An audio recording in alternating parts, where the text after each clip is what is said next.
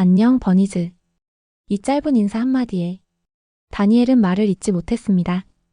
라이브 화면 속 다니엘의 눈은 이미 젖어 있었고 애써 웃으려는 표정은 몇 번이나 무너졌습니다.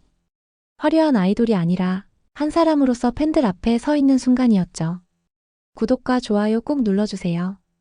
다니엘은 뉴진스에서 사실상 퇴출된 이후 처음으로 팬들 앞에 모습을 드러냈습니다. 소속사 어두어로부터 전속 계약 해지 통보를 받은 뒤 침묵을 이어가던 다니엘의 첫 공식 메시지였습니다.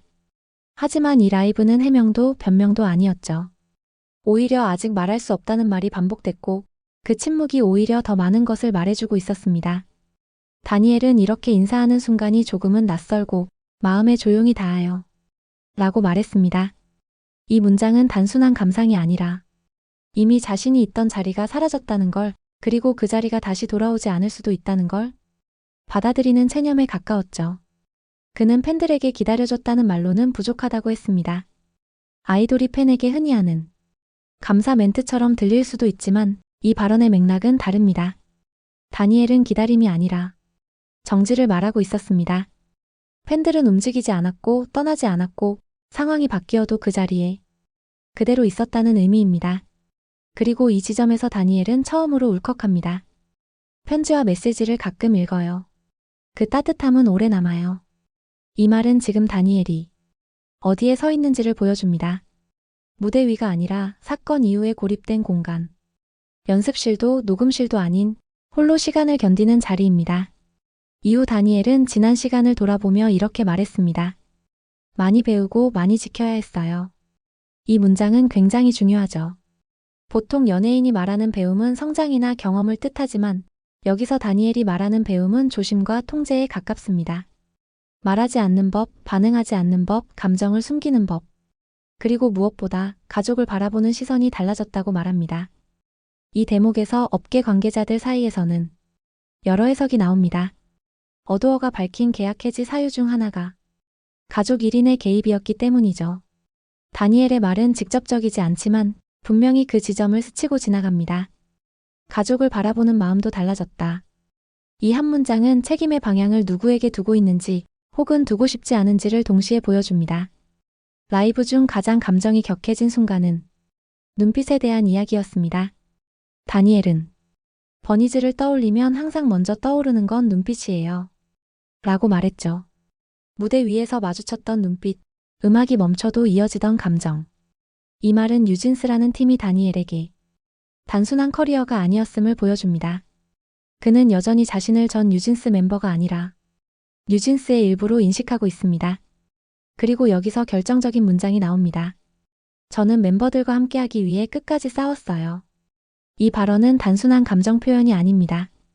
법적 분쟁이 끝난 뒤 소속사만이 아니라 결과에도 이의를 제기하는 발언입니다. 실제로 다니엘은 소송의 결과를 직접 언급하지 않습니다. 하지만 진실은 저에게 남아있다고 말했죠. 이 말은 곧 법적 판단과 개인적 진실은 다를 수 있다는 메시지입니다. 어두어의 입장은 명확합니다. 전속계약 위반, 시정 요구 불이행, 독자활동, 명예훼손.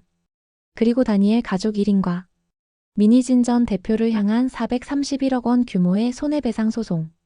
그러나 업계에서는 이해지가 법적 승리 이후의 선택이라는 점에 주목합니다. 다른 멤버들은 복귀했고 소송은 사실상 어두어의 승리로 끝났습니다. 그럼에도 유독 다니엘만 계약 해지를 통보받았다는 점. 이 지점에서 징계성 퇴출 아니냐는 말이 나오고 있죠. 일각에서는 다니엘이 본보기가 됐다는 시선도 존재합니다. 분쟁 이후 체제를 정리하는 과정에서 가장 통제하기 어려운 변수를 제거했다는 해석입니다. 다니엘의 라이브는 이런 해석을 부정하지도 인정하지도 않습니다. 다만 그녀는 지금 많은 상황을 정리 중이다. 때가 되면 모두 말하겠다. 고했죠. 이 말은 단순한 여지를 남기는 발언이 아니라 향후 추가 폭로 혹은 별도의 인터뷰 혹은 다른 방식의 메시지가 나올 가능성을 열어둔 문장입니다. 그리고 마지막에 다니엘은 이렇게 말하며 라이브를 마칩니다. 이건 끝이 아니에요. 이건 시작이에요. 이 문장은 두 가지 의미를 가집니다.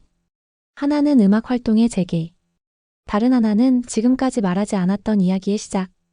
향후 전망은 불투명합니다. 431억 손해배상 소송은 장기전이 될 가능성이 높고 다니엘 개인이 감당하기엔 무거운 싸움입니다. 다만 해외 활동, 독립 레이블 혹은 완전히 다른 방식의 복귀 가능성도 업계에서는 조심스럽게 거론됩니다. 확실한 건 하나입니다. 다니엘은 패배자의 얼굴로 나타나지 않았죠. 울었지만 무너진 모습은 아니었고 침묵했지만 포기한 태도도 아니었습니다. 뉴진스에서 퇴출된 아이돌이 아니라 뉴진스를 아직 놓지 못한 한 사람의 이야기. 이 라이브는 해명이 아니라 예고였습니다. 여러분들의 생각은 어떠신가요?